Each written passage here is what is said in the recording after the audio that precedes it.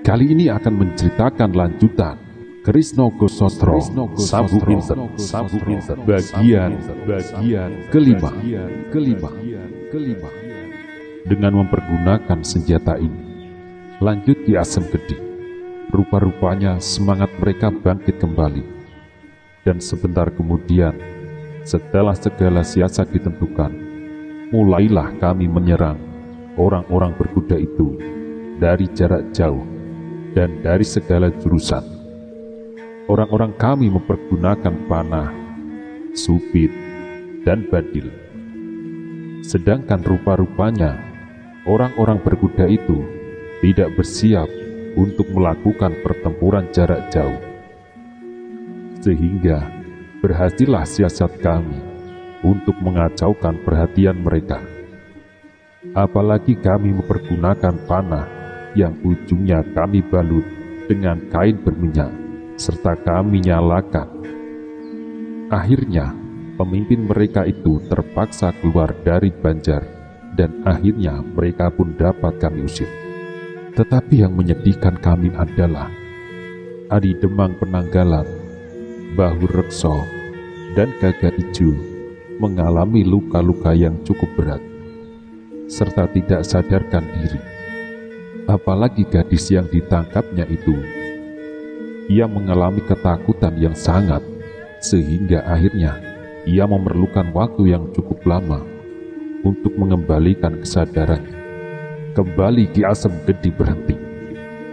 Ia membetulkan duduknya dan seolah-olah menunggu Mahesa Jenar meresapi kata-katanya. Bagi Mahesa Jenar, persoalannya menjadi semakin jelas bahwa pernah terjadi percobaan untuk menyulik gadis di daerah ini. Untunglah bahwa usaha itu dapat digagalkan. Tetapi meskipun demikian, di daerah ini rombongan itu berhasil mendapatkan gadis-gadis untuk korban upacaranya yang aneh itu. Kemudian sesudah itu, Ki Asem Gede melanjutkan lagi. Di atas salah satu puncak pegunungan Boko, yaitu puncak Gunung Ijo, hampir tiap malam terlihat api yang menyala-nyala. Kami kemudian hampir memastikan bahwa rombongan orang-orang berkuda itu pergi ke sana. Kami merasa bahwa rombongan itu adalah rombongan yang berbahaya, tetapi kami tidak segera dapat memburunya, sebab kami mengetahui kekuatannya. Meskipun demikian, kami memutuskan untuk pada suatu saat akan menyusul mereka, mengusir mereka, atau kalau mungkin menghancurkan mereka sama sekali. Akan tetapi, beberapa waktu kemudian tidak lagi pernah nampak nyala api di puncak Gunung Ijo. Dan sekarang anak mas datang dengan membawa penjelasan tentang apa yang kira-kira pernah terjadi di atas puncak Gunung Ijo itu. Cerita Ki Asem Gede diakhiri dengan suatu tarikan nafas yang panjang, suatu tarikan nafas penjelasan. Mahesa Jenar sekarang sudah pasti bahwa orang-orang yang berkuda itu adalah orang-orang yang mempunyai kepercayaan sesat. Mereka pernah terdengar adanya suatu aliran kepercayaan yang dalam upacaranya menggunakan gadis-gadis sebagai korban. Di samping pemanjaan nafsu-nafsu lahiriah yang lain, minuman keras, makan dengan suatu cara yang hampir dapat disebut buas, dan sebagainya. Suasana kemudian menjadi sepi. Sedang malam semakin lama semakin dalam. Mereka dihanyutkan oleh pikiran masing-masing, serta gambaran-gambaran yang mengerikan tentang apa yang terjadi atas gadis-gadis yang dijadikan korban kepercayaan sesat semacam itu. Di bagian belakang rumah kedembangan itu, tampak adanya suasana yang berbeda sama sekali. Beberapa orang perempuan sedang sibuk mempersiapkan makan malam yang kali ini berbeda dengan kebiasaan, karena adanya seorang tamu yang sangat mereka hormati. Mereka telah menyembelih beberapa ekor ayam yang paling besar yang dapat mereka tangkap.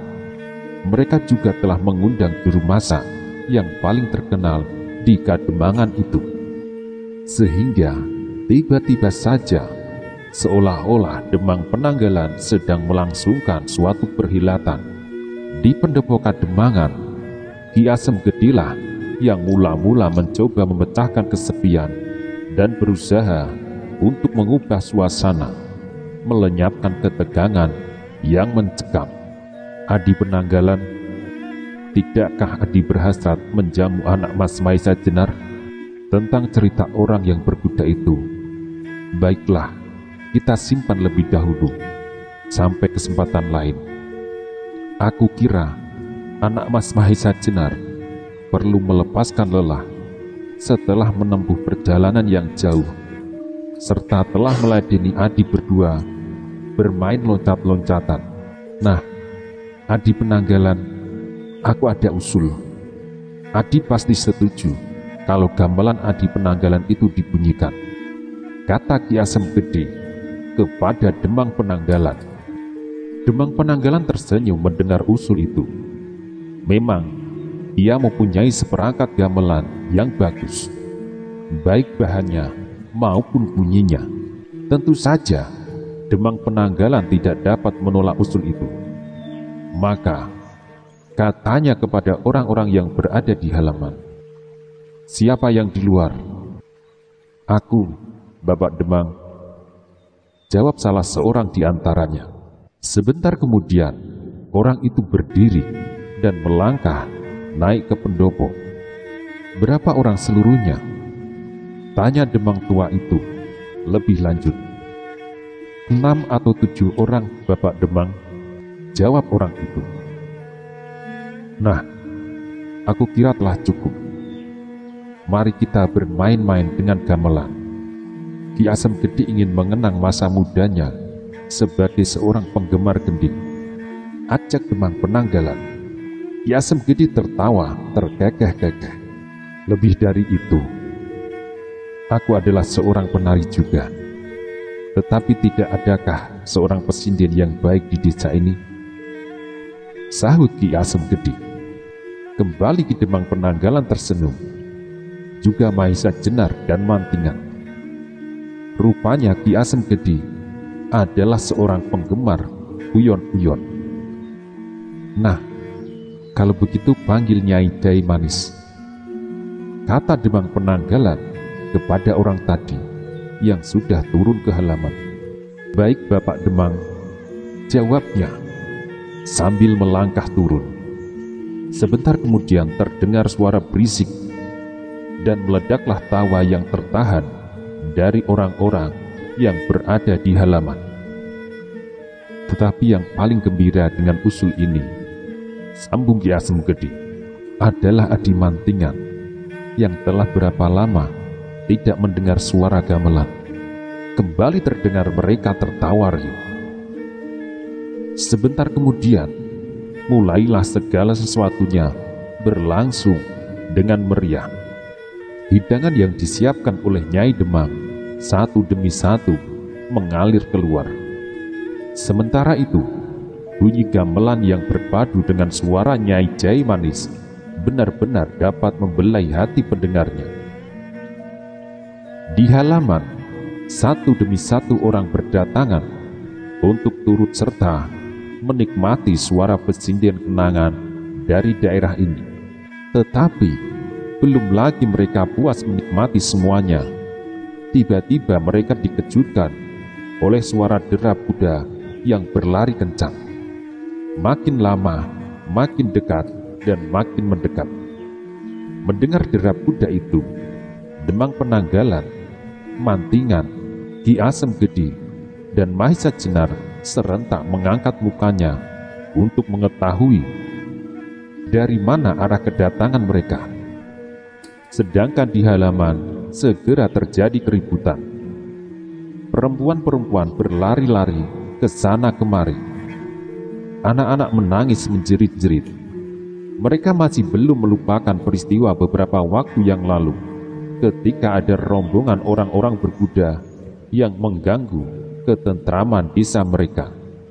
Untunglah bahwa Demang Penanggalan cepat bertindak. Ia segera meloncat ke halaman dan mengatasi keadaan. Perempuan dan anak-anak masuk rumah, perintah Demang Penanggalan dengan suara yang nyaring. Sedangkan semua laki-laki di halaman ini segera memencar dan berusaha untuk mendapatkan senjata apa saja. Kita masih belum tahu siapakah yang datang, tetapi keselamatan desa ini di tangan kalian, lanjut Demang. Laki-laki Kademangan ini bukanlah bangsa pengecut. Tetapi meskipun demikian, hati mereka berdebar-debar juga mengenang kebuasan orang-orang berkuda yang datang beberapa waktu yang lalu.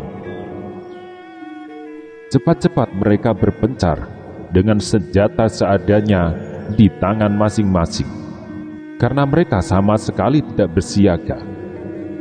Maka, kecuali yang sedang bertugas ronda, mereka semuanya tidak bersenjata.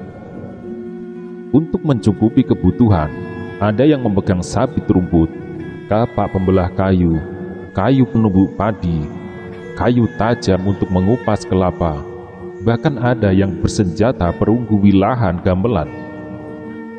Di tangan kanan dan kiri, beberapa orang yang rumahnya berdekatan dengan pendopo Kademangan berloncat pulang untuk mengambil tombak, pedang, dan apa saja yang ada untuk mempersenjatai kawan-kawan mereka.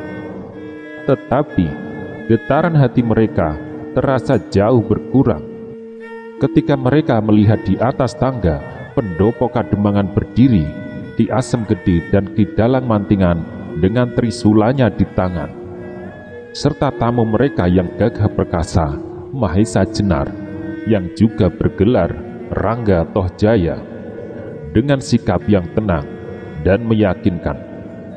Pada saat itu, suara derap kuda itu sudah sedemikian dekatnya. Sesaat kemudian, mereka melihat 4 orang penunggang kuda berturut-turut menyusup Renggol memasuki halaman Kademangan. Ketika para penunggang kuda itu melihat kesiapsiagaan orang di halaman itu, mereka tampak terkejut, dan sekuat tenaga mereka menarik kendali kuda masing-masing, sehingga kuda-kuda itu berdiri dan meringkik-ringkik. Secepatnya kuda itu menjejak kaki di depannya di atas tanah. Secepat itu pula para penunggangnya berloncatan turun. Bersama dengan itu, lega pulalah hati setiap orang yang berdiri di halaman, karena mereka menyaksikan bahwa kedua penunggang kuda yang di depan tampak samar-samar oleh lampu cahaya, memakai sabuk putih serta segulung tali berjuntai di pinggangnya, dan di pinggang yang lain tergantung kantung yang berisi batu-batu pilihan. Itulah ciri-ciri murid Ki Asem Gede yang bersenjatakan bandil. 2 orang lain pun tidak menunjukkan tanda-tanda yang berbahaya, meskipun di pinggang mereka tergantung kapak yang tajamnya putih berkilat-kilat oleh lampu cahaya. Wajah Ki Asem Gede segera berkerut ketika menyaksikan orang-orang berkuda yang datang itu. Wajah Ki Asem Gede segera berkerut ketika menyaksikan orang-orang berkuda yang datang itu. Dijelaskan bahwa ia sedang berusaha untuk menguasai debar jantungnya. Begitu kedua murid Ki Asem Gede menjejakkan kakinya, segera mereka dengan cepat menghadap gurunya. Sedangkan kedua orang yang lain berdiri sambil memegang kendali ke-4 ekor kuda itu. Kedua murid Ki Asem Gede itu segera membungkuk hormat, dan salah seorang di antara mereka berkata, "Ki Asem Gede, kedua kawan ini adalah murid-murid Ki Wirosobo." Mendengar laporan itu, wajah Ki Asem Gede makin berkerut. Ia memandang kepada kedua orang itu dengan gelisah. Lalu dengan langkah cepat ia mendekatinya. Rupa-rupanya ia ingin berbicara dengan orang-orang itu tanpa didengar oleh orang lain. "Bagaimana?" tanya Ki Asem Gede. Setelah orang itu mendekat, meskipun kata-kata itu diucapkan perlahan-lahan, tetapi karena jaraknya tak begitu jauh, maka suara itu terdengar juga oleh orang-orang yang berdiri di atas tangga. Dua orang itu sebelum menjawab, matanya menyambar beberapa orang yang berdiri di halaman, lalu ke Ki Asem Gede. "Katakanlah," desak Ki Asem Gede. "Mereka telah menculik Nyi Wiro Soboh," jawab salah seorang di antaranya. Ki Asem Gede terkejut bukan kepala. Tubuhnya yang sudah kisut itu menggigil. "Kalian tak berbuat apa-apa?" Kedua orang itu menundukkan kepala. Mereka tak berani memandang wajah Ki Asem Gede yang sedang menahan gelora hatinya. "Kami telah mencoba, tetapi kekuatan kami tak berarti. Dua orang kakak seperguruan kami telah mereka lukai dengan berat, dan kami satu-satunya adalah pelapor ini kepada Ki Asem Gede. Tetapi kebetulan Ki Asem Gede tiada di rumah, sehingga kami tadi diantar kemari," jawab orang itu. Tampaklah tubuh Ki Asem Gede semakin menggigil. Di luar dugaan mereka yang berada di halaman itu, tiba-tiba secepat kilat Ki Asem Gede meloncat ke salah satu kuda itu. Sekali tarik kendali, kuda itu telah berputar dan meluncur bagi anak panah. Mereka yang menyaksikan menjadi terpaku diam, tak tahu apa yang mesti dilakukan. Demikian juga keempat orang yang datang berkuda tadi, berdiri saja tegak seperti patung. Belum lagi mereka tersadar, mendadak mereka melihat sesosok tubuh melayang pula ke atas punggung kuda yang satunya lagi. Dengan kecepatan yang luar biasa pula, kuda itu meloncat mengikuti arah larinya kuda yang dinaiki oleh Ki Asem Gede. Orang itu tidak lain adalah Mahesa Jenar. Ketika ia mendengar percakapan Ki Asem Gede dengan keempat orang berkuda itu, ia sudah mengira kalau terjadi sesuatu. Maka ketika secepat itu Ki Asem Gede melarikan kudanya, ia semakin yakin bahwa tentu ada kesulitan dengan menantunya, dan dialah orang yang pertama-tama dapat menguasai dirinya dari pergolakan perasaannya, sehingga ia mengambil keputusan untuk mengikuti orang tua itu. Kuda Ki Asem Gede lari dengan kecepatan penuh di malam yang gelap dengan meninggalkan debu putih yang berhamburan ke arah utara menyusur Kali Opak. Jalannya begitu sempit dan berbahaya, tapi Ki Asem Gede sama sekali tak menghiraukan. Ia ingin cepat-cepat sampai ke Pucangan, di mana ia yakin kalau anaknya Nyi Wiro Soboh ditahan. Ia tahu betul bahwa segerombolan orang-orang ternama di daerah itu yang merasa cukup mempunyai kesaktian menjadi takabur dan berbuat sewenang-wenang. Kejahatan seringkali mereka lakukan, pemerasan dan penganiayaan, dan yang paling jahat adalah pengambilan istri orang. Ini mereka lakukan karena mereka merasa tak terkalahkan. Bahkan mereka juga mengambil gadis-gadis untuk dijadikan istri mereka yang keempat, kelima, atau kesekian. Tak seorang pun yang dapat mencegahnya. Sedang kali ini yang menjadi korban adalah anak Ki Asem Gede.